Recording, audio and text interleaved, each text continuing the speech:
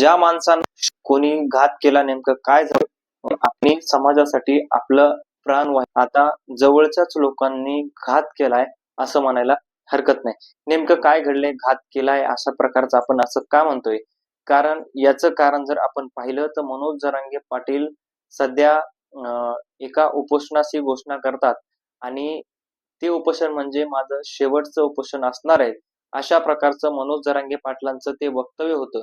म्हणजे शेवटचं उपोषण करीन आणि त्यानंतर मी कुठलंही उपोषण करणार नाही, अशा प्रकारचं मनोज जरांगे पाटलांनी सांगितलेलं असताना त्या ठिकाणी मराठा समाजातील काही लोकांकडून त्यांच्यावर गलिच्छ किंवा त्यांना काही चुकीच्या वर्तणुकीचे शब्द वापरल्याचं समोर आलेले.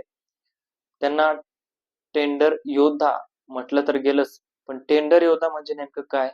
तर काही लोकांच्या मते मनोज जरांगे पाटील त्यांचे MIDC मध्ये टेंडर काढतात किंवा त्यांच्या सरकारकडून पैसे घेतात, सरकारकडून टेंडर काढतात आणि आपला सप्लायर बिझनेस करतात. म्हणजे मराठा आरक्षणाच्या नावाखाली मनोज जरांगे पाटलांचा एक मोठा बिझनेस आहे, व्यवसाय आहे आणि हा व्यवसाय स्वतः मनोज जरांगे पाटील चालवतात. अशा प्रकारचं एका मनोज जरांगे पाटलाच्या म्हणजे एक जवळचा कधी काळचा एक जवळचा सहकारी मनोज जरांगे पाटलांचा मानला जायचा.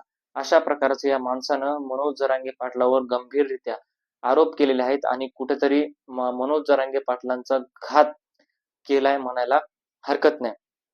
पण मनोज जरांगे पाटलावर कितीतरी आजपर्यंत आरोप झालेले आहेत किंवा कितीतरी त्यांना प्लॅनिंग झालेलं आहे. काही ठिकाणी ते लढत राहिले समाजासाठी. बरेच लोक आहेत जे म्हणतात जरांगे पाटील कुठेतरी आता चुकतायत किंवा जरांगे पाटलावर गलिच्छ भाषेत शब्दाने वार करतात किंवा त्यांना बोलतात. मग हे कुठेतरी आता थांबलं पाहिजे आंदोलन.